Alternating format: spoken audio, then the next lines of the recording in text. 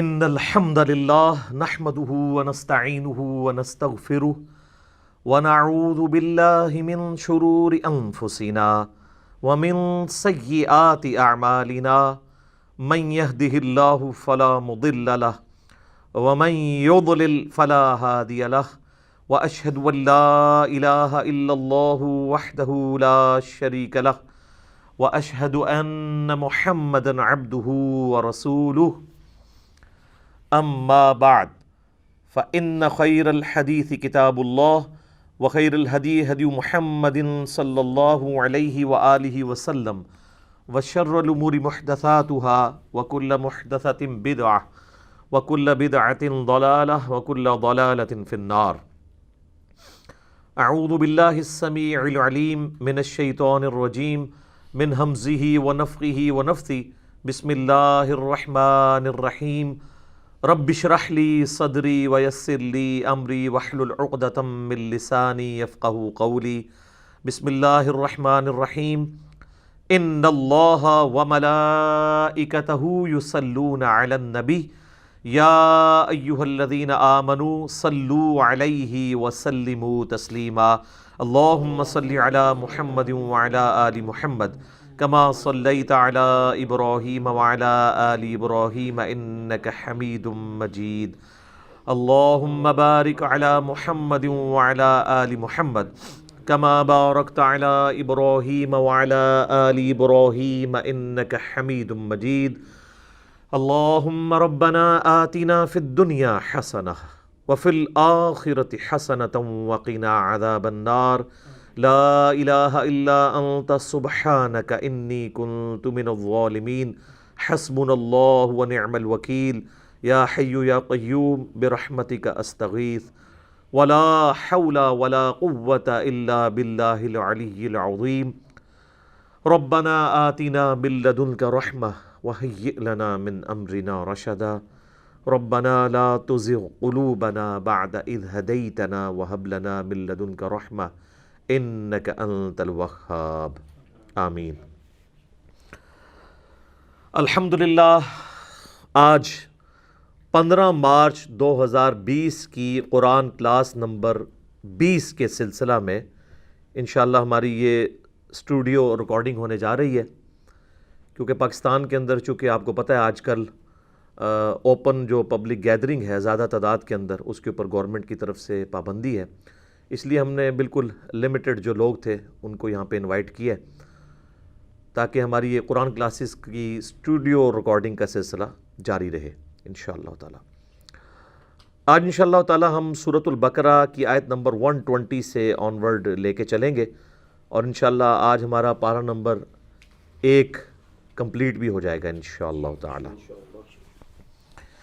میرے بھائیو، یہ جو سورۃ البقرہ کی آیت نمبر 120 ہے یہ بہت اہم ترین آیت ہے جس میں اللہ تعالیٰ نے العلم کی اہمیت کے اوپر زور دیا ہے.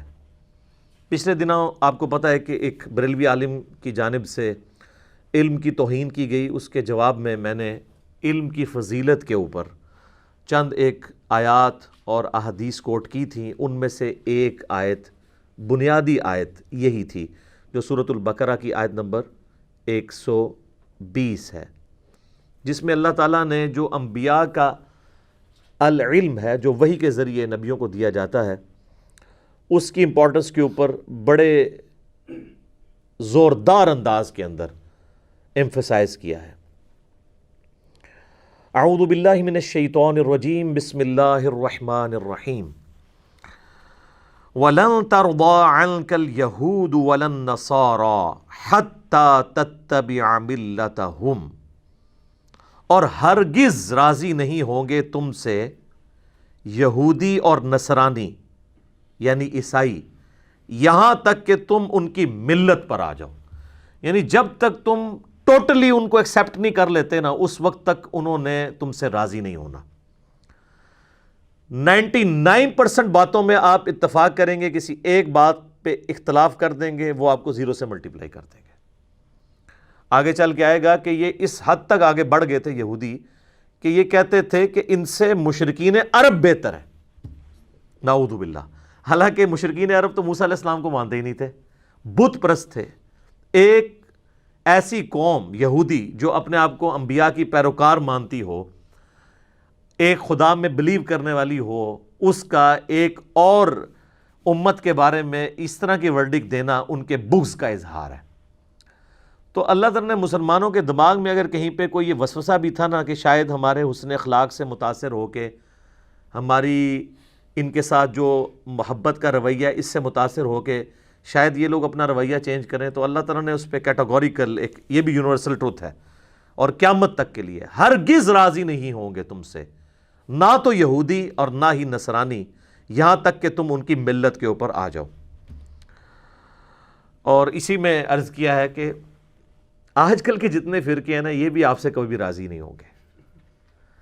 آپ اہل سنت کی 99% باتوں کو سپورٹ کر دیں، ایک بات میں اختلاف کریں، وہ کہیں گے نہیں تو فارغ ہے۔ کیوں؟ وہ یہ سمجھتے ہیں جب تک ہمارے اس فرقے کو اسی طریقے سے من و ان قبول نہ کر لے، ہدایت پہ نہیں ہے۔ اچھا میں سنی بھی ہونا چاہتا ہوں، حنفی بھی ہونا چاہتا ہوں، کون سا ہوں؟ وہ کہیں گے کہ بھئی اگر آپ بریلوی ہوتے ہیں تو یہ تو ٹھیک نہیں ہے، دیوبندی کہیں گے وہ تو گمراہ ہیں، اور بریلوی کہیں گے دیوبندی گمراہ ہیں، جب تک آپ مکمل کسی ایک کی ملت کو اختیار نہ کر لیں۔ تو یہ چونکہ قرآن کی آیات جنرل ہیں، قیامت تک کے لیے ہر فرقے کے اوپر اسی طریقے سے آتی ہیں۔ اب اس میں ہمارا ایٹیچیوڈ کیا ہونا چاہیے وہ اللہ تعالیٰ نے بتا دیا ہے کہ تم نے کیا ہونا ہے، ان کی آپ نے رضا جوئی نہیں کرنی ہے، بلکہ آپ نے کیا کرنا ہے، قل ان ھدی اللہ ھو الھدی، اے نبی فرما دیجئے بے شک ہدایت تو وہ ہے جو اللہ کسی کو ہدایت دیتا ہے۔ اور اللہ ہدایت کس طرح دیتا ہے؟ اپنے پیغمبروں کے ذریعے، کتابیں نازل کر کے، وہی کے ذریعے، اسی کا ذکر آگے آ رہا ہے۔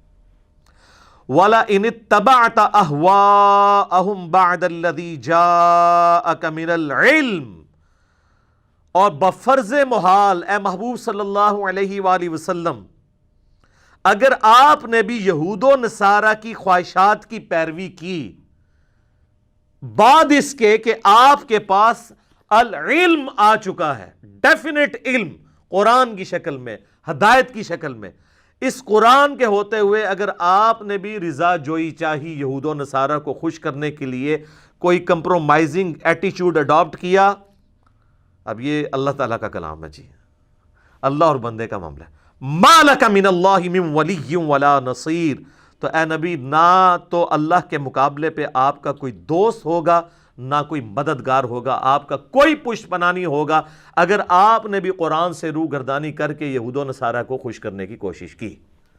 سر یہی تو ہم آپ سے کہہ رہے ہیں، کیا کہ مرنے سے پہلے اے مسلمان کر لے اس پہ غور، کتابوں کا خدا اور ہے، بابوں کا خدا اور۔ اگر آپ نے کتابوں کی پیروی نہیں کی میرے بھائی، انبیاء کی وحی کو پس پش ڈال دیا، تو اللہ تعالیٰ تو اپنے نبی کو بھی کہہ رہے کہ آپ کا بھی کوئی پشت پناہ اور مددگار نہیں ہوگا اگر آپ نے اس وحی کو چھوڑ دیا۔ تو سر میں نے آپ نے اگر بابوں کے پیچھے وحی کو چھوڑ دیا، یہ تو پروفٹ کو کہا جا رہا ہے، دراصل ہمیں سنایا جا رہا ہے، تو ہمارا کون پرسان حال ہوگا۔ اچھا اکثر لوگ کہتے ہیں جی یہ ذرا شعر جو ہے نا اس کو چینج کریں، مرنے سے پہلے اے مسلمان کر لے اس پہ غور، کتابوں کا دین اور ہے اور بابوں کا دین اور۔ اس سے تو اس کا زور ہی ٹوٹ جائے گا۔ دین کی ضرورت ہمیں کیوں ہے؟ اللہ کی شناخت کے لیے۔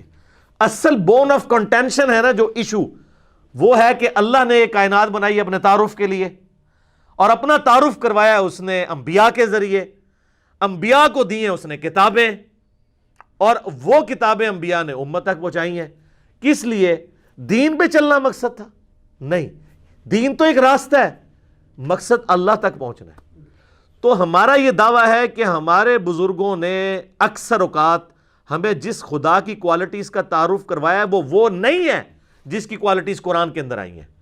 میرے بھائی آپ اس شعر کی جان نکالنا چاہتے ہیں، اس کی روح ہی یہ ہے کہ خدا کا تعارف ہے اصل مسئلہ۔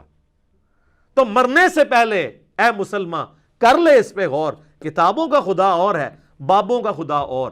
کتابوں کا خدا ہے جس کو آپ نے ماننا ہے، اور یقین کریں جب آپ کتابیں پڑھنا شروع کریں گے تو آپ کے اندر سے آواز آئے گی، کیا نام ہے بابی، نام ہے بابی، میں ہوں مسلم علمی کتابی۔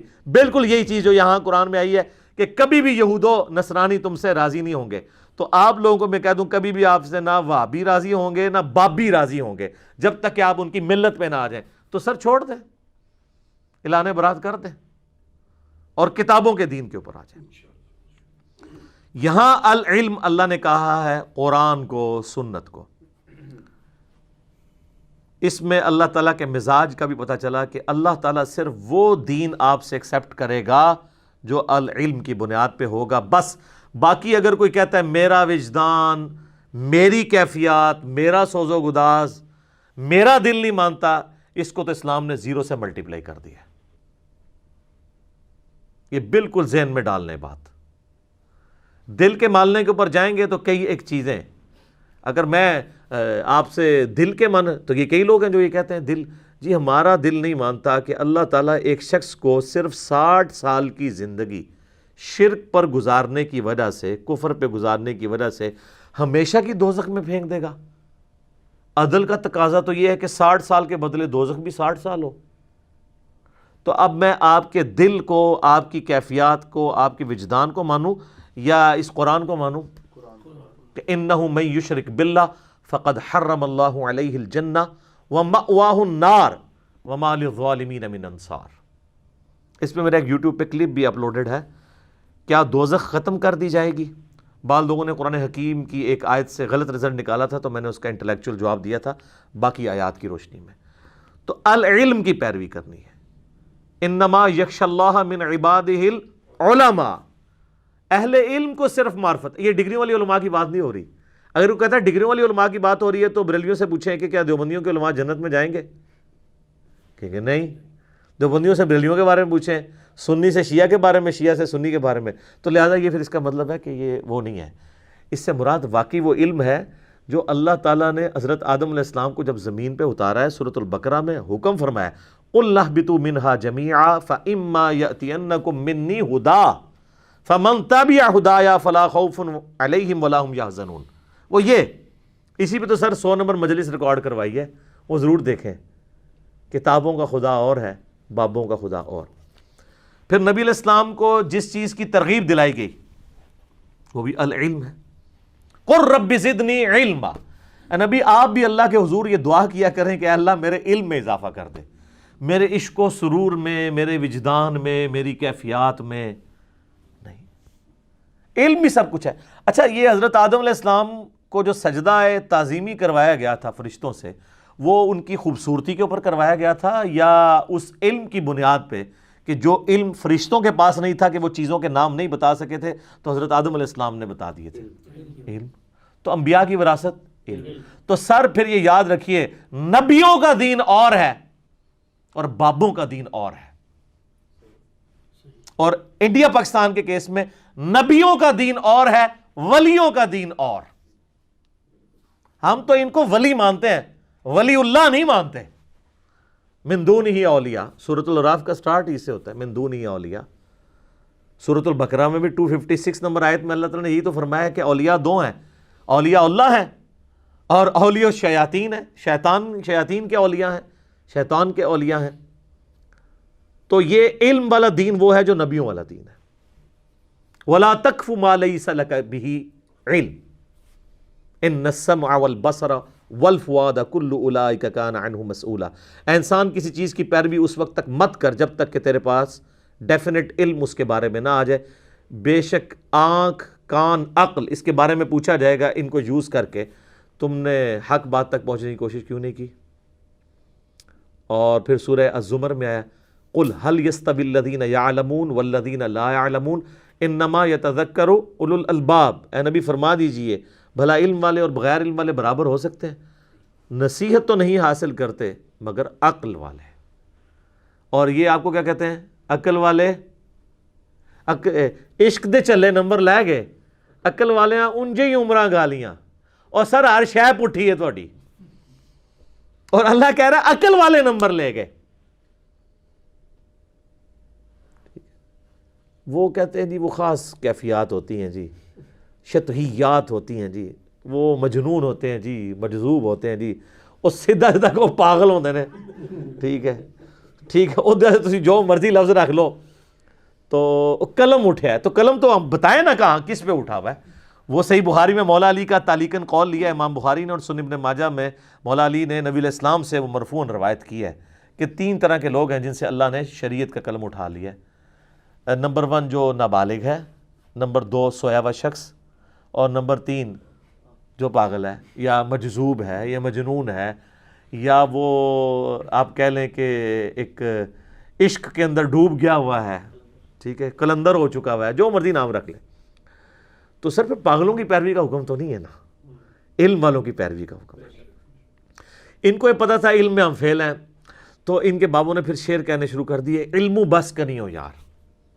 پھر دوسرا ڈھکوسلا یہ کیا، وہ کہتے ہیں جی علم تو شیطان کے پاس بھی بہت تھا۔ اس کا مطلب ہے آپ یہ کہنا چاہ رہے ہیں کہ انبیاء کے پاس بھی بہت علم تھا، شیطان کے پاس بھی بہت علم تھا، یعنی نعوذ باللہ من ذالک علم کو آپ کنڈیم کرنا چاہ رہے ہیں۔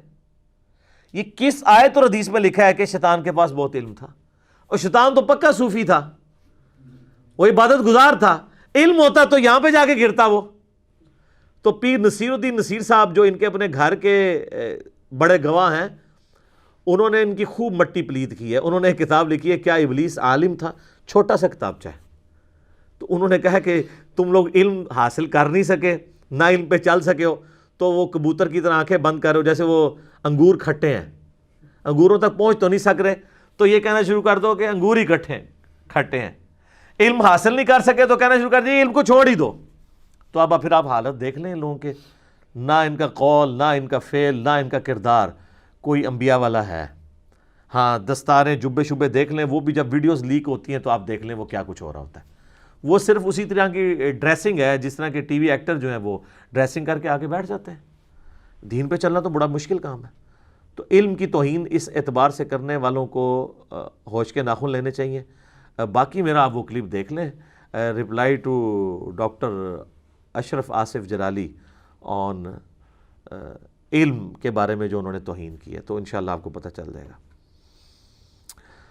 الذین آتیناہم الکتاب یتلونہ حق تلاوتہ، وہ لوگ کہ جنہیں کتاب دی گئی وہ اس کی تلاوت کرتے ہیں جیسا کہ تلاوت کرنے کا حق ہے۔ اچھا مجھے بتائیں تلاوت کرنے کا حق یہ ہوگا کہ وہ زبانی پڑھتے رہتے ہیں اور اس کے اندر جو کچھ لکھا ہے ان کو پتہ ہی نہیں کیا لکھا ہوا ہے؟ وہی لوگ ہوں گے نا۔ تو یہ ہے تو یہی ہے سارے ادھر آج کل آپ کے جتنے حفاظ بن کے نکل رہے ہیں۔ میں بار بار کہتا ہوں کہ چھڑے حافظ دی کوئی فضیلت نہیں آئی ہے۔ میں نے خود حافظ قرآن کے فضائل پہ حدیثیں بتائی ہیں، لیکن یہ بتاتے ہیں آدھی اس میں تو جس نے سنن ابی داؤد کے اندر المستدرک للحاکم کے اندر کہ جس حافظ نے قرآن کے حلال کو حلال حرام کو حرام جانا، اس کے ماں باپ کو ایسا تاج بنایا جائے گا قیامت والے دن کہ جس کی جو ہے وہ روشنی کے سامنے سورج کی روشنی مان پڑ جائے۔ تو جس حافظ نے اس کو پوری زندگی یہ پتہ ہی نہ چلا کہ قرآن کے اندر لکھا کیا ہوا ہے، جس حافظ کا یہ حال ہو کہ اس سے بلال بھائی پوچھ رہے ہوں کہ بقرہ کا مطلب کیا ہے تو کہ بقرہ، تو سورۃ البقرہ تو سٹارٹ میں ہی ہے، کیوں جی بقرہ ہی کیا سی نا انہیں، ہاں بقرہ، وہ اس نے کہا وہ پنجابی اردو والا بقرہ ہے، تو یہ بقرہ ہے عربی والا گائے۔ تو جس بندے کا یہ لیول ہے، اس حافظ نے اگر آپ کو تراویحیں پڑھانی ہے، اس نے اپنے ماں باپ کو کہاں لے کے جانا ہے، آپ ذرا خود فیصلہ کر لیں، جدھر خود جائے گا۔ تو یہاں پہ کہا جا رہا ہے کہ جن کو کتاب دی گئی ہے نا وہ تلاوت کرتے ہیں جیسا کہ اس کا حق ہے۔ اچھا تلاوت کا ایک مطلب جو ہے نا وہ ٹو فالو کرنا بھی ہوتا ہے۔ والقمر اذا تلاہا، سورج کی پیروی کرتا ہے چاند، پیچھے پیچھے اس کے آتا ہے، ٹھیک ہے، تو ٹو فالو کرنا۔ بلکہ کئی لوگ جب قرآن پڑھ رہے ہوتے ہیں نا، زیادہ ماہر نہ ہو تو وہ لائن کے اوپر انگلی رکھ کے فالو کر رہے ہوتے ہیں، بعض کا نچلی لائن پہ بھی چلے جاتے ہیں، اس لیے انگلی رکھ کے پڑھ رہے ہوتے ہیں، تو یہ بھی فالو کرنا کہلاتا ہے۔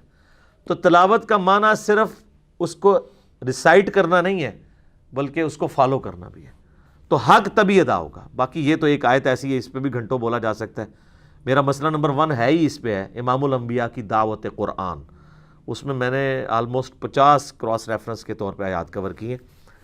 اولئک یؤمنون بہ، وہی لوگ ہیں جو اس پہ ایمان رکھتے ہیں۔ اب دیکھ لیں اللہ تعالیٰ فرماتا ہے کہ جو کتاب اللہ کی پیروی کرتے ہیں نا وہی لوگ ہیں اصل میں جو کتاب اللہ پہ ایمان رکھتے ہیں۔ وَمَن یکفر، اور جو کوئی انکار کر دے گا بہ اس کا، فَأُولَئِکَ هُمُ الْخَاسِرُونَ، تو ایسے ہی لوگ ہیں خسارہ پانے والے۔ یہاں الکتاب سے مراد یہود و نصارہ کی کتابیں بھی ہیں جو ان کو اپنے وقت کے پیغمبروں کے ذریعے دی گئیں، اور ہمارے نبی علیہ السلام کی کتاب بھی مراد ہے کہ جو اللہ تعالیٰ نے اس امت کے لیے ایک کتاب دی. یا بنی اسرائیل، اب یہ وہی آیت ہے جس سے مقدمہ سٹارٹ ہوا تھا بنی اسرائیل کے خلاف، مسلسل 9 رکوع. یہ وہی آیت پھر ریپیٹ ہو رہی ہے. اے اولاد یعقوب بنی اسرائیل، اذکروا نعمتی التی انعمت علیکم، اللہ اکبر، یاد کرو میری اس نعمت کو جو میں نے تم پہ کی تھی. وَأَنِّي فَضَّلْتُكُمْ عَلَى الْعَالَمِينَ، اور میں نے تمہیں سارے جہان والوں پر فضیلت دی تھی. اپنے زمانے میں تمہارے جیسا کوئی بھی نہیں تھا. سر تھا؟ آج کوئی نہیں ہے اس طرح کا لاڈلا. 40 سال تک جن کے سر پہ صحرائے سینا کے اندر مسلسل بادلوں کا سایہ رہا، 40 سال تک جو لوگ مسلسل من و سلوہ کھاتے رہے، کوئی انہوں نے مزدوری نہیں کی.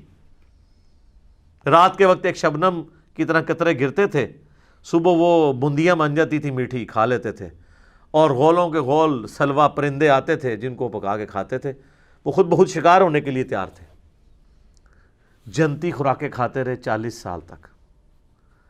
سایہ بھی اللہ نے دیا، ٹھیک ہے جی، اور وقت کا پیغمبر بھی ہر وقت موجود بیچ میں گائیڈنس کے لیے. روحانی گائیڈنس بھی موجود ہے، دنیاوی گائیڈنس بھی موجود ہے، ریسورسز موجود ہیں. ہمارے انڈیا پاکستان بنگلہ دیش میں اکثر گھروں میں لڑائیاں جو ہے وہ فائنینشیل ایشوز کی وجہ سے ہوتی ہیں نا. خرچہ نہیں چل رہا ہوتا تو میاں بیوی آپس میں لڑ پڑتے ہیں. بیوی کہتی ہے میرے خرچے نہیں پورے کر رہے، خامد کہتا ہے میں پورا دن مزدوری کر کے آتا ہوں، یہ پیسوں کی حفاظت نہیں کرتی. یہ تو سب کچھ ہی ختم. 12 لاکھ کا لشکر.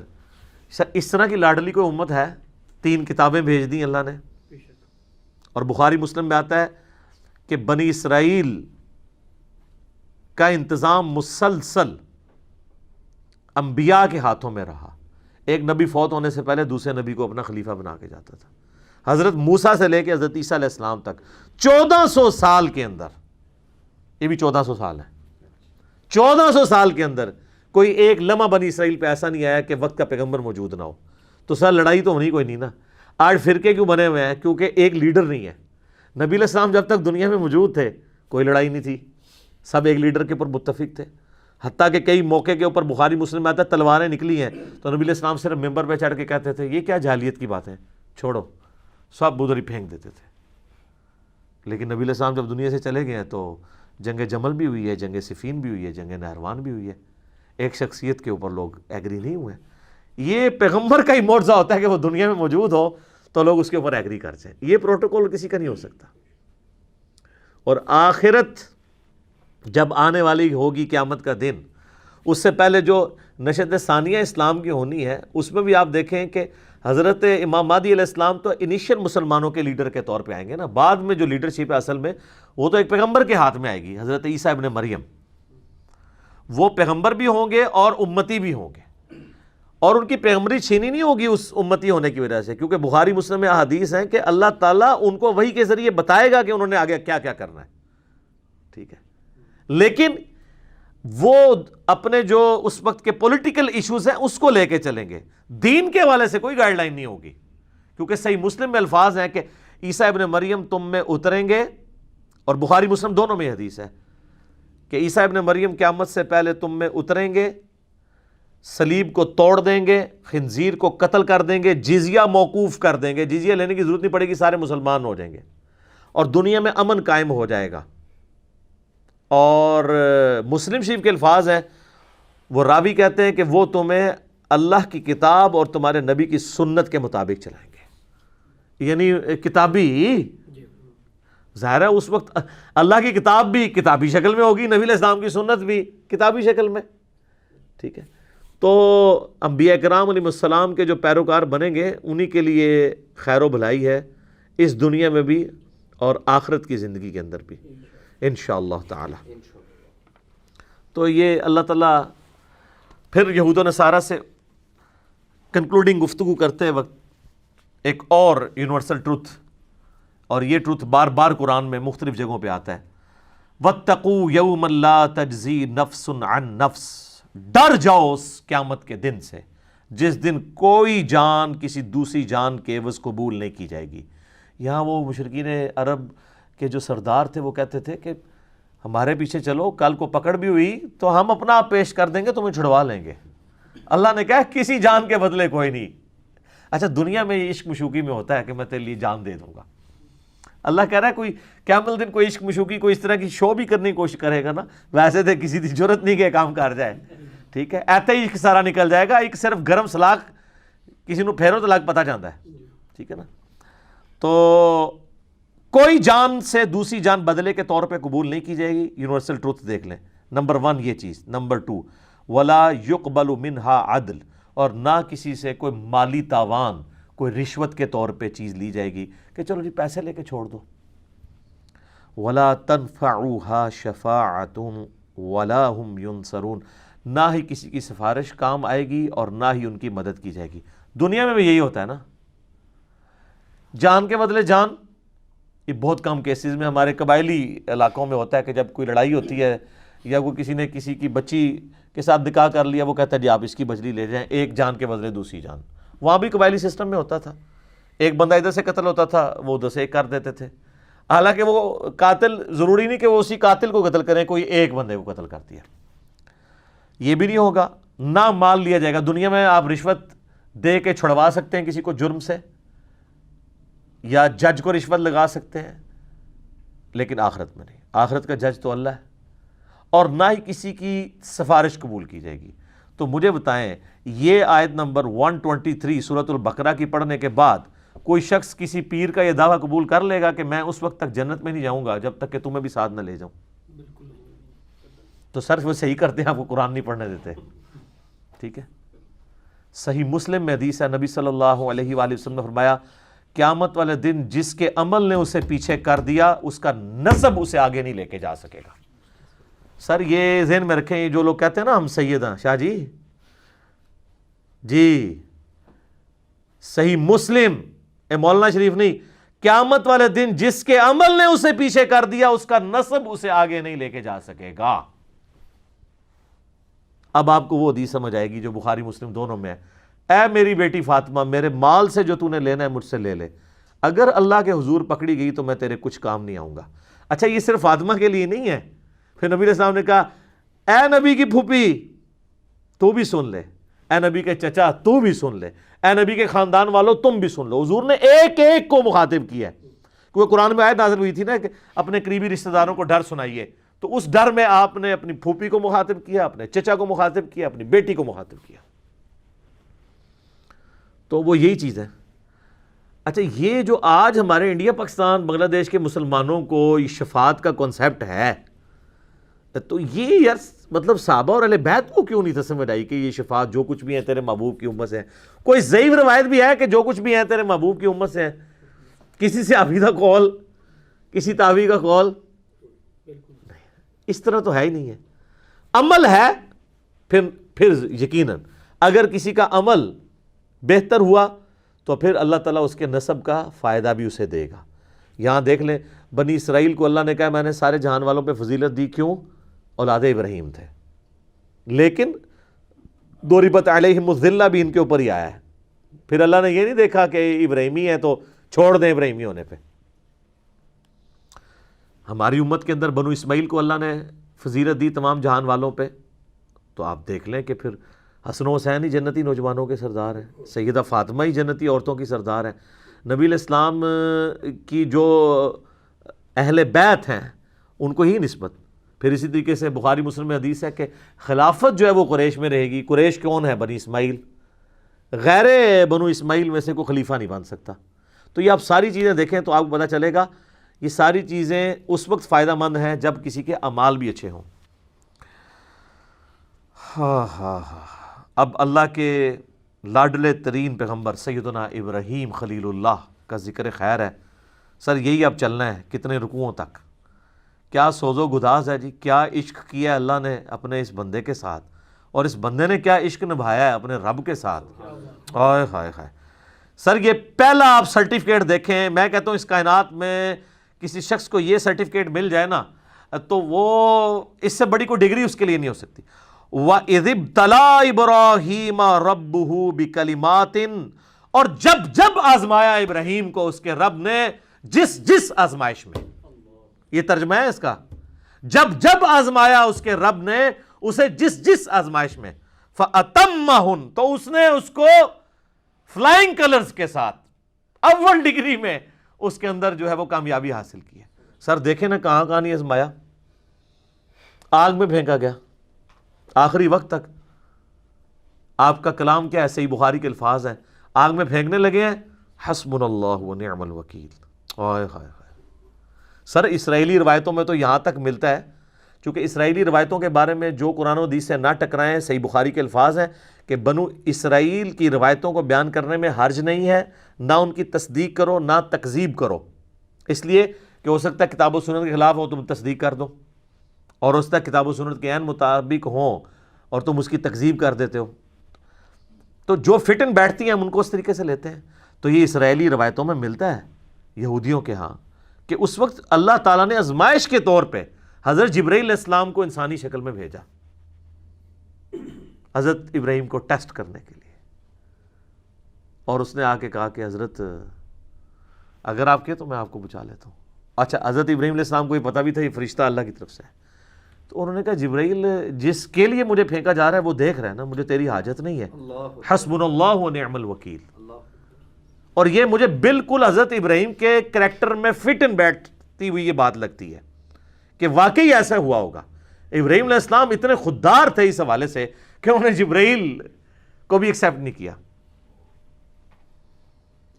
قال انی جاعلک للناس اماما۔ سر یہ قربانیوں کے بعد پھر ڈگری مل رہی ہے، پھر وہ سب سے بڑی قربانی جو 87 سال کی عمر میں جا کے اللہ تعالیٰ نے بیٹا دیا، جب اپنی عمر 99 ایئرز ہوئی، بچے کی عمر 12 سال ہوئی، کہا جی اس کو ذبح کرو۔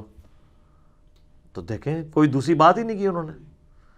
تو اللہ تعالیٰ ماتا ہے پھر یہ سارے جب امتحانات سے گزرا تو ہم نے کہا کہ ہم تمہیں انسانیت کا امام بنانے والے ہیں۔ اچھا، ابراہیم علیہ السلام کی زندگی میں تو گنتی کے لوگ ان کے اوپر ایمان لے کے آئے ہیں۔ سورۃ العنکبوت میں آتا ہے کہ صرف ایک لوط ان پر ایمان لے کر آیا ان کے گھر والوں کے سوا، کوئی صاحب امت پیغمبر نہیں ہے حضرت ابراہیم کوانٹٹی وائز، جس طرح کہ نبی صلی اللہ علیہ وسلم کی امت ہے۔ حضرت موسیٰ علیہ السلام کو اللہ تعالیٰ نے اتنے جانثار لوگ ساتھی دیے۔ اللہ تعالیٰ فرما رہا ہے کہ ہم نے اسے کہا تو ہمیں انسانیت کا امام بنانے والے ہیں۔ ہائے ہائے۔ تو ابراہیم علیہ السلام کہتے ہیں قال ومن ذریتی، تو یا اللہ جو میری اولاد ہے وہ بھی ہوگی۔ جواب کیا انٹلیکچوئل ہے، مختصر جواب ہے اور کمال کا۔ یہ پوچھا گیا کہ میں تو امام ہوں تو میری اولاد میں بھی امامت ٹرانسفر ہوگی؟ شاہ جی تسی تے امامت روک دے نہیں پہ ہون تک۔ اللہ نے کہا قال لا ینال عہد الظالمین، میرا عہد ظالموں کے لیے نہیں ہوگا، یعنی جو تیرے پیروکار ہوں گے نا ان کو تو امامت مل جائے گی۔ امامت سے مراد یہ کوئی منصب یا کوئی امام مسجد کی ڈگری نہیں ہے، مراد یہ کہ وہ لوگوں کو دین سکھائیں گے، انبیاء کا جو دین ہے وہ جو اللہ نے ان کو دیا ہے وہی کے ذریعے اس کا تعارف کروائیں گے امتوں کو۔ تو اللہ نے فرما دیا اس میں بھی کہ تیری اولاد میں بھی کوئی ہوا نا اگر وہ ظالم ہوا، اپنی جان پہ ظلم کرنے والا، سب سے بڑا ظلم کون سا ہے؟ شرک۔ ان الشرک لظلم عظیم، سورہ لقمان آیت نمبر 13۔ اگر تیری اولاد کے اندر کوئی ظلم کرنے والا ہوا، چاہے وہ شرک کرنے والا یا گناہ کبیرہ کرنے والا، وہ کوئی امام نہیں بنے گا۔ آپ بے شک کہتے رہے سید نے سوٹا لا رہے ہیں جی، سید ہیں نا جی، گوٹے گڈے پکڑو، اور اللہ تعالیٰ فرما رہا ہے ابراہیم جو تیرے طریقے پہ نہیں چلے گا نا اس کے لیے کوئی ڈگری نہیں ہوگی۔ تو اس میں یہ امپلائڈ ہے کہ اگر تیری اولاد میں کوئی تیرے طریقے پہ چلے گا تو وہ امام بھی وہی ہوگا۔ تو امام حسین ہے نا امام، سر امام حسن ہے نا امام، وہ ڈیزرو کرتے ہیں، ابراہیمی اولاد ہے، انہوں نے پرفارم بھی کی ہے۔ تو قرآن سے یہ حسنین کریمین کی امامت قرآن سے ثابت ہوتی ہے، یہ والی امامت، وہ ڈیوائن امامت نہیں کہ جو ختم نبوت کے منافی ہے۔ اس پہ میرا کلپ بھی آپ دیکھ لیں، عقیدہ امامت یوٹیوب پہ جا کے۔ تو اللہ تعالیٰ ماتا ہے ظالموں کو عہد نہیں ملے گا، ہاں تیری اولاد میں کوئی تیرا پیروکار ہوگا۔ تو یہ وہی حدیث صحیح مسلم کی کہ جس کو اس کے عمل نے پیچھے چھوڑ دیا اس کا نسب اسے آگے نہیں لے کے جا سکتا۔ اللہ اکبر۔ وَإِذْ جَعَلْنَا الْبَيْتَ مَثَابَةً لِلنَّاسِ وَأَمْنًا، اور جب ہم نے بنایا اس خانہ کعبہ گھر کو مرکز لوگوں کے لیے اور امن کی جگہ بنا دیا۔ وَاتَّخِذُوا مِن مَّقَامِ إِبْرَاهِيمَ مُصَلًّى، اور ہم نے حکم دیا اپنے محبوب صلی اللہ علیہ وآلہ وسلم کو کہ ابراہیم کے کھڑے ہونے کی جگہ کو اپنا مصلی بناؤ۔ اچھا، نبی علیہ السلام جب تک مکے میں تھے نا تو آپ کھڑے ہوتے تھے مستجاب دیوار کی طرف، یعنی یہ قبلہ شریف ہے نا، اگر آپ دیکھیں ریکٹینگولر ہے یوں.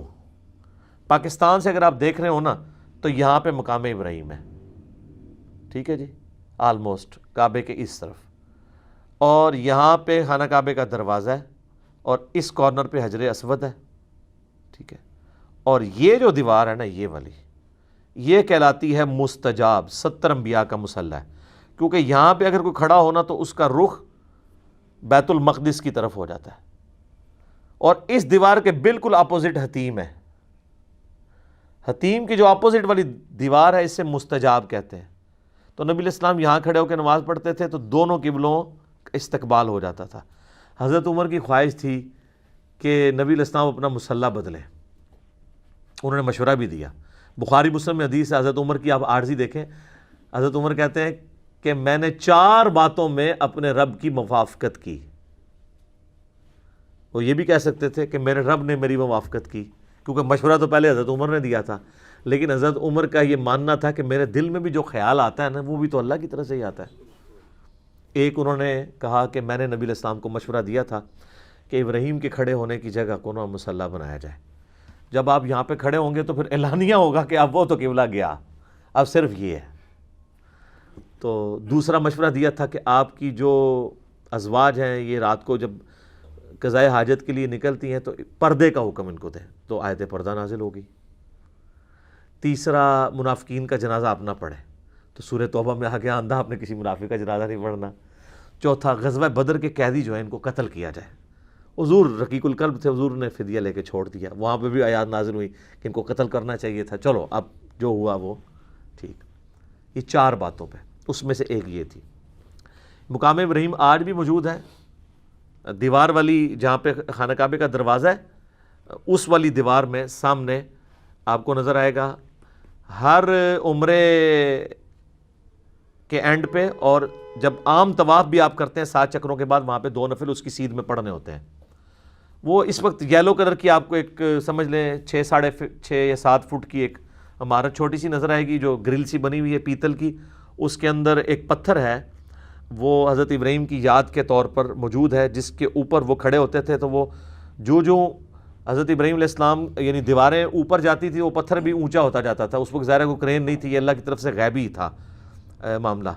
تو اینڈ پہ اس پتھر کے اوپر حضرت ابراہیم علیہ السلام کے قدموں کے نشان بھی موجود ہیں، حالانکہ وہ ہارڈ چیز ہے، نرم چیز نہیں ہے. آج کل تو آپ ڈال سکتے ہیں نشان، سیمنٹ والی جگہ پہ ڈالیں بعد میں خشک کر لیں، لیکن ٹینچر پتھر کے اوپر، چٹیل پتھر کے اوپر، یہ احتراماً اللہ تعالیٰ نے ایک معجزے کے طور، وہ آج تک وہ پتھر بھی وہاں موجود ہے، لیکن وہ آپ کو بڑی مشکل سے، ویسے اس کی تصویروں سے آپ اوپر سے جو لی ہوئی اندر سے اس میں سے آپ کو پاؤں کے نشان نظر آ جائیں گے ابراہیم علیہ السلام کے، باقی مشکل سے نظر آتے ہیں کیونکہ اس پتھر کے اوپر بھی انہوں نے ایک میٹل سا چڑھا دیا ہوا ہے، تو وہ ایگزیکٹ اتنا وہ قریب سے نظر نہیں آتا. تو وہاں پہ حضرت ابراہیم علیہ السلام کا وہ مصلی، اور آپ دیکھیں انہوں نے جو سلطنت عثمانیہ کے اندر کم از کم 300 سال تک 4 مصلے ڈال کے رکھے، وہاں پہ بھی یہی جھگڑا رہتا تھا، تو وہ مصلی کوئی بھی تیار ہی نہیں ہوا. یہ خانہ کعبہ ہے، یہ مقام ابراہیم ہے، پاکستان کی طرف سے دیکھیں تو بیسٹ ویو ہے. حجر اسود والا کارنر بھی آپ کو نظر آتا ہے، دروازہ بھی، اور یہاں پہ یہ بھی، اور حتیم بھی نظر آتا ہے یہاں سے دیکھ رہے ہوں. تو سر یہاں کے اوپر اس کارنر کے اوپر نا جناب وہ مصلی تھا حنبلی، یہاں پہ شافعی، اور اس جگہ پہ کر کے جو ہے وہ تھا فقہ حنفی تواڈے وڈے بھراواں دا، اور اس طرف تھا مالکی مصلی.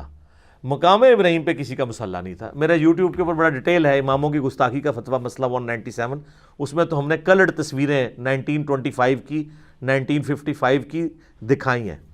تو آپس میں جھگڑتے تھے، ساروں کی خواہش تھی کہ ساڈا امام جڑا وہ ابراہیمی ہے، تو ابراہیم علیہ خالی ابراہیمی کا، تو یہ بدبخت رہے 300 سال تک کسی کو توفیق ہی نہیں ہوئی مقام ابراہیم پہ کھڑے ہونے کی، کیونکہ وہ کہتے تھے ٹھیک ہے اسی بھی نہیں کھلواؤں گے، تسی بھی نہیں کھلو گے، نہ کھیلیں گے نہ کھیلنے دیں گے.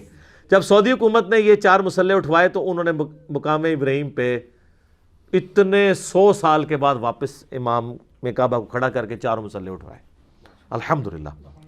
تو یہ مقام ابراہیم کی ہسٹری ہے، بڑی انٹرسٹنگ ہے اور بڑی دکھی بھی ہے اس حوالے سے کہ امت کیا کرتی رہی ہے اس مقام ابراہیم کے ساتھ، جس کو قرآن میں کہا گیا تھا کہ مصلی بنانا ہے.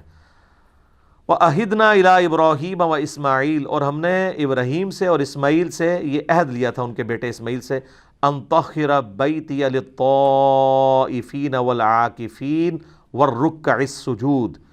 یار دیکھیں، پیغمبروں کو اللہ کہہ رہا ہے، سب سے جلیل القدر پیغمبر اور اس کا بڑا بیٹا اسماعیل، اللہ کہہ رہا ہے ہم نے دونوں باپ بیٹا دونوں پیغمبروں کو کہا کہ صفائی کرو ہمارے گھر کی، یہاں پہ طواف کرنے والوں کے لیے، اعتکاف کرنے والوں کے لیے اور رکوع اور سجود ادا کرنے والوں کے لیے میرے گھر کو صاف رکھو۔ مسجد کی صفائی کرنا کس کی سنت ہے؟ نبیوں کی، اور یہ کام کس نے اسائن کیا ہے؟ اللہ نے۔ سر یہ بھی فضیلت ہے، ویسے تو بخاری مسلم میں کئی احادیث ہیں مسجد کی صفائی کی فضیلت کے اوپر، لیکن یہ قرآن میں آ گیا کہ اللہ نے کہا کہ میرے گھر کو صاف ستھرا رکھو، للطائفین طواف کرنے والوں کے لیے، والعاکفین اور اعتکاف کرنے والے کے لیے، والرکع السجود اور رکوع اور سجدے کرنے والوں کے لیے۔ بل یہ آپ کو داد دینی پڑے گی کہ اس وقت کی جو سعودی حکومت ہے، یقین کریں جس کمٹمنٹ کے ساتھ ان لوگوں نے حرمین شریفین کا انتظام رکھا ہوا ہے، ایٹ لیسٹ 4000 کے قریب تو ملازمین ہیں صرف حرم مکہ میں جو ہر وقت صفائی کے اوپر مامور ہیں۔ ہزاروں وہاں پہ آپ کو پیتل کے ملیں گے ریکس جن کے اندر قرآن رکھے ہوئے ہیں، وہ اس کو صاف کرتے رہتے ہیں، ڈسٹ، ٹھیک ہے۔ اس کے علاوہ بھی جتنی صفائی وغیرہ ہے وہ سارے کا سارا انتظام وہ کرتے ہیں۔ اور آپ دیکھیں کہ دنیا کے آلموسٹ 150 سے زیادہ ممالک، 150 پلس ممالک کے لوگ، ہر قسم کی عادتوں والے لوگ آئے ہوتے ہیں۔ میں نے تو وہاں حبشیوں کو دیکھا ہے کہ وہ وضو خانے پہ بیٹھ کے نا اپنی تہمت ایسے اونچی کر کے وہیں پہ پیشاب کر کے نا تو وہ ٹوٹی کھول کے استنجا بھی کر لیتے ہیں کہ چھوٹا پیشاب تو ہے، ٹھیک ہے۔ یعنی اتنے اجڑ قسم کے لوگ بھی ہیں۔ حرم مکہ کے اندر کس طرح کی چیزیں بھی لے جاتے ہیں، لیکن سر پورے حرم میں میرا چیلنج ہے، آپ کو ذرا سی بھی اسمیل نہیں آئے گی، اتنا صفائی کا اہتمام ہے۔ لوگ اسے روحانی معاملہ سمجھ رہے ہوتے ہیں، روحانی معاملہ نہیں ہے، وہ صفائی مینٹین کی ہوئی ہے انہوں نے۔ ایک دن کے لیے صفائی روک لینا تو پتہ چل جائے گا حرم مکہ میں کیا صفائی رہتی ہے۔ لوگ سمجھتے ہیں شاید کوئی فرشتے آ کے صفائی کر جاتے ہیں، او جی خاص خوشبو ہے، وہ یہاں پہ بھی آپ کو مل رہی ہوتی ہے نا، خوشبو تو لکھے ہوتا ہے غلاف کعبہ، وہ سر وہ خوشبو غلاف کعبہ سے نہیں آ رہی ہوتی، غلاف کعبہ کو لگائی ہوئی ہوتی ہے انہوں نے۔ وہاں ٹپیکل ایک سمیل آپ کو تھرو آؤٹ آتی بڑی اچھی سی، وہ اس صرف کی ہے جو وہ وہاں پہ ڈٹرجنٹ بلکہ کہنا چاہیے، صرف تو ایک خاص کمپنی کے ایک برانڈ کا نام ہے ڈٹرجنٹ جس سے وہ صفائی کرتے ہیں۔ اور دیکھیں اہتمام یہ ہے کہ وہاں پہ انہوں نے وہ جو گاڑیاں صفائی والی رکھی ہیں وہ بھی بجلی کی چارج ہے، کوئی انجن نہیں ہے ان کے اندر، بیٹری کے اوپر چلتی ہیں، کوئی آواز نہیں، آپ کے پاس وہ چل رہی ہیں آپ کو آواز آنی نہیں، ظاہر ہے وہ بیٹری والی ہے۔ اور وہ طواف کعبہ روکے بغیر اس طریقے سے بیچ میں انٹر ہو کے ساتھ ساتھ صفائی کرتے جاتے ہیں، طواف بھی جاری رہتا ہے، اتنا بہترین انتظام کیا ہوا ہے۔ تو وہ آج تک وہ معاملہ الحمدللہ اس طریقے سے جاری ہے۔ وَإِذْ قَالَ إِبْرَاهِيمُ رَبِّ اجْعَلْ هَذَا بَلَدًا آمِنًا، اور یاد کرو جب ابراہیم علیہ السلام نے اپنے رب کے حضور یہ دعا کی تھی، اے اللہ اس شہر مکہ کو امن والا بنا دے، وَارْزُقْ أَهْلَهُ مِنَ الثَّمَرَاتِ، اور اس کے رہنے والے باشندوں کو مختلف قسم کے پھلوں سے نواز۔ اور دیکھیں ابراہیم علیہ السلام کی دعا کیسی قبول ہوئی ہے کہ بالکل بنجر زمین ہے مکے کی، کوئی چیز نہیں وہاں پہ اگتی۔ مدینہ شریف تو پھر بھی زرخیز زمین ہے، کھجوریں اگتی ہیں، چٹیل پہاڑ ہیں اور پہاڑوں میں بھی وادی ہے، اس کے چاروں طرف پہاڑ ہیں، اور یہ آپ کو بلڈنگز کی وجہ سے وہ نظر نہیں آتے ہیں، ابھی بھی پہاڑ ہیں، یہ سینٹر میں ایک چھوٹی سی وادی ہے، اسی لیے جب یہ بارشیں ہوتی تھی نا تو یہ تو پانی بھر جاتا تھا۔ یہ تو اب موٹریں لگی ہوئی ہیں نا، ادروائز جو باہر کی زمین ہے ایٹ لیسٹ اس سے یہ 50-60 فٹ نیچے ہے خانہ کعبہ جو ہے، جو باہر کی سڑکیں ہیں۔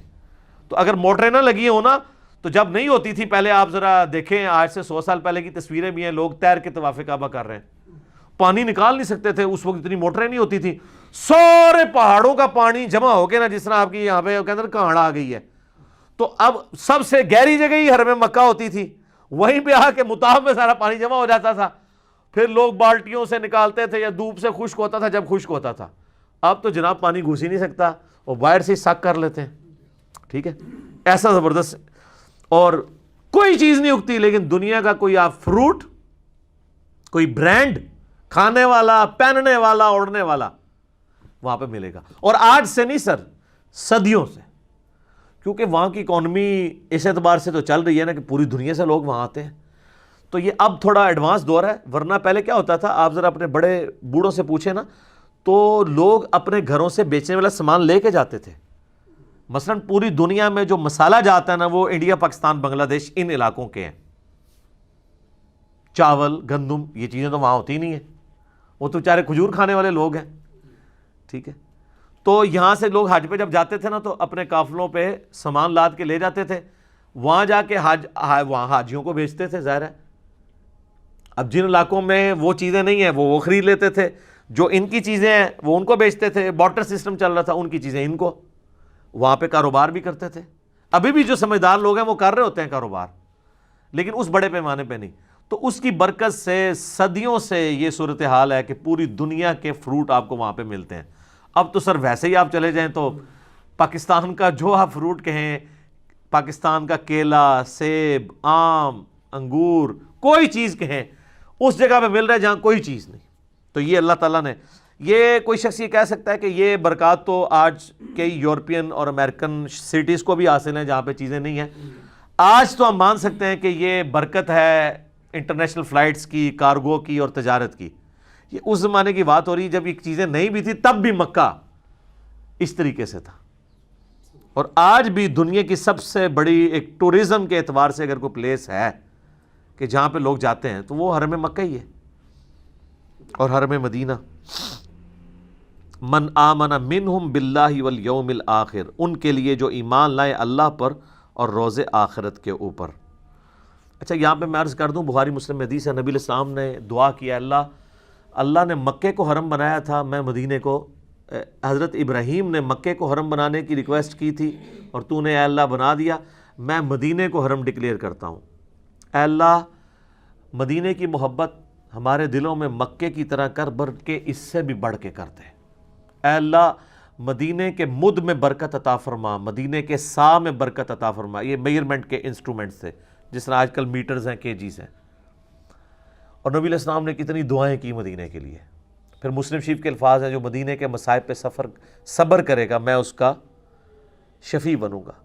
صحیح مسلم کے الفاظ ہیں، ایک زمانہ آئے گا لوگ مدینہ چھوڑ کے چلے جائیں گے، کاش ان کو پتہ ہوتا مدینہ ہی ان کے لیے سب سے بہتر جگہ ہے. جامعہ ترمذی میں حدیث ہے، ہو سکے تو مدینے میں مرو، یعنی اپنی سکونت وہاں اختیار کرو. جو مدینے میں مرے گا قیامت والے دن میں اس کی شفاعت کروں گا.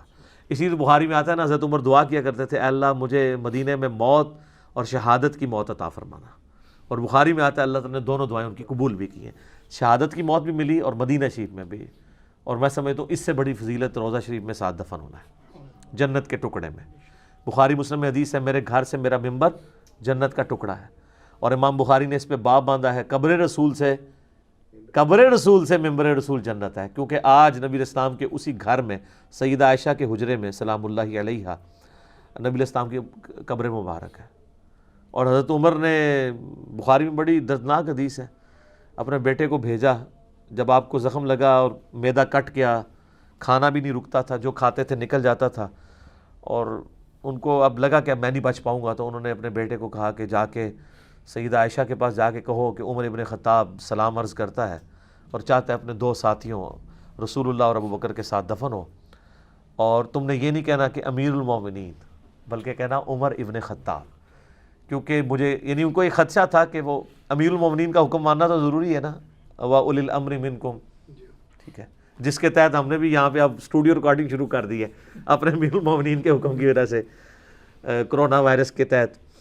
تو اماں عائشہ نے کہا وہ تو میں نے اپنے لیے قبر کی جگہ رکھی تھی، آج میں عمر کو اپنے پہ ترجیح دیتی ہوں. پھر آ کے ابن عمر نے جب بتایا تو حضرت عمر نے کہا کہ واللہ میرے لیے اس سے بہتر کوئی نعمت نہیں تھی کہ مجھے نبی علیہ السلام کے ساتھ مدفن نصیب ہو. الحمدللہ. آپ دیکھیں قیامت والے دن لوگ قبرستان سے جب نکلیں گے تو اپنے اپنے پڑوسی اس کے، جس طرح یہاں بیچارے اب بریلوی دیوبندی ایک دوسرے کو سلام نہیں کرتے، اہل حدیث مسجدیں لاد ہیں، تو جب قبروں میں تو قبرستان تو ویسے سانجھے ہیں. ابھی تک شکر ہے یہ بدعت نہیں آئی ہے کہ بریلویاں دا قبرستان ہے، دیوبندیاں دا ہے، اہل حدیثاں دا ہے، شیعہ دا ہے، سنیاں دا. خاندانی بنیادوں پہ ضرور قبرستان ہے کہ یہ مغلوں کا ہے، یہ جاٹوں کا ہے، یہ رائیوں کا ہے، لیکن اس اعتبار سے نہیں ہے. تو قیامت والا دن جو ہے نا وہ آپ کو کئی لوگ ناگوار بھی لگ رہے ہوں گے، ان کے ساتھ بھی آپ قبر سے اٹھ رہے ہوں گے، لیکن حضرت ابوبکر عمر کی قسمت دیکھیں کہ رسول اللہ کے ساتھ اٹھ رہے ہوں گے۔ صحیح مسلم کے الفاظ ہیں، قیامت والا دن سب سے پہلے مجھے قبر سے نکالا جائے گا، سب سے پہلے میری شفاعت قبول کی جائے گی، سب سے پہلے میرے نام کے اوپر جنت کا دروازہ کھلے گا۔ صلوات بر محمد وآل محمد، اللہم صلی علی محمد وعلی آل محمد۔ تو اللہ نے فرمایا ہے کہ یہ حضرت ابراہیم نے دعا کی ان لوگوں کے لیے جو ایمان لے ہیں ان میں سے جو اور یوم آخرت پر اور اللہ پر، قال ومن کفر، اور پھر اللہ تعالیٰ نے فرمایا کہ دیکھنا جس نے کفر کیا، فَأُمَتِّعُوهُ قَلِيلًا، تو میں اب ابراہیم علیہ السلام کی دعا کے ساتھ اللہ نے بھی اپنی ان پٹ دے دی ہے کہ دعائیں تو تم کر رہے ہو، یہ نہ ہو کہ مکے میں رہنے والے ہوں اللہ اور اس کے پیغمبروں کے نافرمان تو ان کے لیے بھی تم دعائیں کر رہے ہو، تو ان کے لیے کیا ہوگا؟ فَأُمَتِّعُوهُ قَلِيلًا، میں دنیا کا برتنے کا سامان تو ان کو دوں گا۔ دیکھ لینا عربی کتنے امیر ہیں، سب کچھ میں نعمتیں اویل کر رہے ہیں، لیکن دنیا میں اگر وہاں پہ رہتے ہوئے کسی شخص نے اللہ کو رسپانس نہیں کیا تو سر وہ نقصان پہ زندگی گزار گیا۔ اور ایک سب کانٹیننٹ میں رہنے والا غریب شخص 2 وقت کی روکی سوکھی کھاتا رہا اور وہ حرم پہنچنے میں کامیاب نہیں ہوا، وہ اللہ تعالیٰ کے مقربین میں ہوگا۔ اللہ کا کرائٹیریا تو ڈیفرنٹ ہے۔ تو اللہ تعالیٰ میں کہ میں دنیا کا مال تو دوں گا اہل مکہ کو برتنے کا، جو لوگ یعنی ان میں سے کفر کرنے والے ہوں گے، کفر بمانا صرف وہ والا کفر نہیں جو ہم سمجھتے ہیں، ناشکری کے بھی ہے۔ جیلم میں ایک بندہ مجھے ملا، اس نے مجھے بتایا کہ جی میرا جو سالہ ہے وہ 25 سال حرم مکہ سے واکنگ ڈسٹنس ہوٹل میں رہا، 25 سال کام کرتا رہا، اور وہ کہتا ہے میں نے زندگی میں ایک نماز بھی حرم مکہ میں نہیں پڑھی، نہ میں نے عمرہ کیا نہ کوئی حج کر سکا، کہتا ہے ٹائم ہی نہیں ملا۔ انا للہ و انا الیہ راجعون، یہ بالکل جینون ہے، اور یہ ہو جاتا ہے جب اللہ کی طرف سے مہر لگ جائے، مہر بھی لگ جاتی ہے، اور بعض کا انسان چیزوں کو کیجول لے رہا ہوتا ہے۔ میرے اپنے ساتھ ہوا جب ہم لوگ، میرا ایڈمیشن ہوا نا ٹیکسلا انجینئرنگ یونیورسٹی کے اندر، پہلے یو ٹی لاہور میں تھا، پھر ادھر بھی ہو گیا، تو مجھے لاہور پسند نہیں تھا، میں حالانکہ میں 1.5 ہفتے انجینئرنگ یونیورسٹی لاہور میں کلاسیں پڑھتا رہا، ادھر کا مجھے موسم بھی اچھا لگتا تھا اسلام آباد کے ساتھ، اور واقعی وہ پھر یہاں پہ میکینیکل انجینئرنگ کا ایک زیادہ روب بھی تھا ایز کمپیئر ٹو لاہور کی میکینیکل انجینئرنگ۔ تو میں جب گیا نا، تو اب بچپن سے ہم لوگ اپنی ہسٹری کتابوں میں ٹیکسلا کا میوزیم پڑھ رہے تھے کہ جی پاکستان میں اس طرح کا میوزیم نہیں ہے، تو میں نے جناب کہا جی چلو سب سے پہلے میوزیم دیکھیں گے۔ تو سر آپ دیکھیں میں 5 سال وہاں پڑھتا رہا ہوں، ہر ویکینڈ پہ ارادہ کرتا تھا، ایک ویکینڈ میں جیلم واپس آتا تھا، ایک ویکینڈ وہاں گزارتا تھا، لیکن کوئی نہ کوئی کام پڑتا تھا، حتیٰ کہ پاس ہو کے ڈگری بھی لے لی۔ جس دن ڈگری ملی نا اس دن میں نے کہا یار آپ تو ہم نے واپس بھی نہیں آنا، تو آج ہم کم از کم میوزیم تو دیکھ جائیں۔ اس دن میں گیا تو میوزیم ہی بند۔ تو سر یہ آج اس بات کو سمجھ لیں 20 سال ہو چکے ہیں۔ 2001 جون میں فارغ ہوا تھا انجینئرنگ یونیورسٹی سے، تو میں نہیں میوزیم دیکھ سکا۔ اس سے پہلے 6 سال یعنی 1995 سے لے کے ابھی تک 25 سال ہو چکے ہیں، میں سینکڑوں دفعہ ٹیکسلا گیا ہوں، اور میوزیم کے آگے سے گزر کے ہماری یونیورسٹی آتی ہے، واکنگ ڈسٹنس پہ ہے، یہ نہ سمجھے کو بہت دور ہے، یونیورسٹی سے واکنگ ڈسٹنس پہ ہے، نہیں ٹائم ملا۔ تو یہ ہو جاتا ہوتا ہے اس طرح کا، بل یہ کوئی بدبختی نہیں ہے، وہاں پہ تو وہ ساری وہ بدھ مت کے وہ سارے بت اور وہ سکے رکھے ہوئے ہیں۔ میں مکے کے حوالے سے بات کر رہا ہوں، اللہ فرما رہا ہے دنیا میں تو میں دوں گا، ثم اضطرہ الی عذاب النار، اس کے بعد میں انہیں پھر مجبور کر دوں گا، گھیر گھار کے لے آؤں گا آگ کے عذاب کی طرف۔ سر یہ الفاظ دیکھیں، یہ کتابوں کا خدا ہے، بات بھی ہو رہی ہے تو کس طریقے سے ہو رہی ہے، کتنی تکلیف اگلے کو دینے والی بات کہ میں ان کو گھیر گھار کے پھر آگ کے عذاب کی طرف لے آؤں گا۔ مراد یہ کہ ان کو پتہ بھی نہیں لگے گا، اپنی طرف سے سمجھ رہے ہوں گے اللہ کا بڑا کرم ہے۔ یہاں پہ بھی کئی فلمی ایکٹر ہیں وہ کہتے ہیں اللہ کا بڑا کرم ہے، فلم کامیاب ہوئی، وہ گھیر گھار کے جا رہے ہوتے ہیں اس طرف۔ وَبِئْسَ الْمَصِيرُ، اور کیا ہی برا ٹھکانہ ہے جہنم۔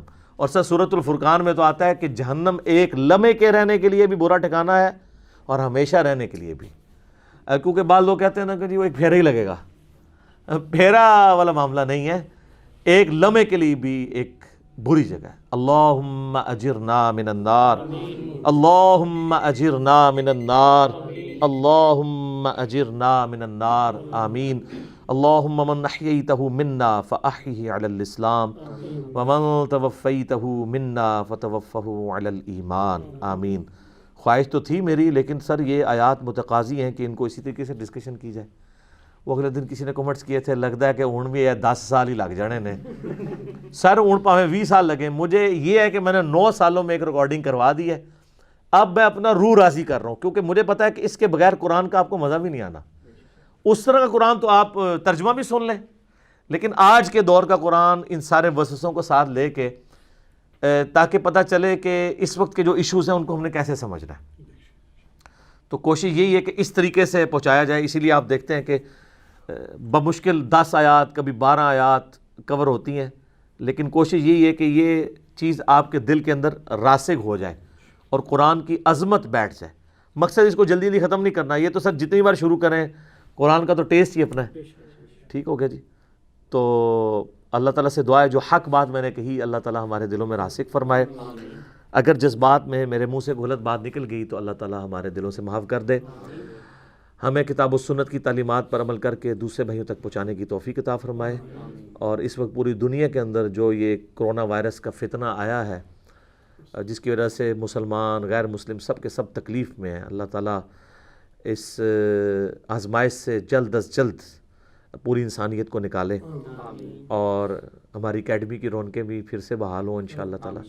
اس دفعہ بھی کافی بھائی آئے تھے، ہم نے ان کو نیچے سے ہی بھیج دیا، تو میں معذرت خواہ ہوں، ظاہر ہے گورنمنٹ کی طرف سے آرڈر تھا، تو آئندہ کے لیے بھی جب تک اس پلیٹ فارم سے دوبارہ اناؤنسمنٹ نہ ہو تو کوئی بھائی بھی اتوار والے دن نہ آئے، اور یہ جو ہماری اسٹوڈیو ریکارڈنگ ہے یہ اس کا بھی کوئی دن اس اعتبار سے آپ اس کو لوکیٹ نہیں کر سکتے کہ آپ پہنچ جائیں، بس ایک چیز تو کنفرم ہے کہ اتوار والے دن ریکارڈنگ نہیں ہوگی، باقی کوئی بھی ہم ہفتے میں ایک دن رکھ کے ایسا اس کی ریکارڈنگ کروا دیا کریں گے۔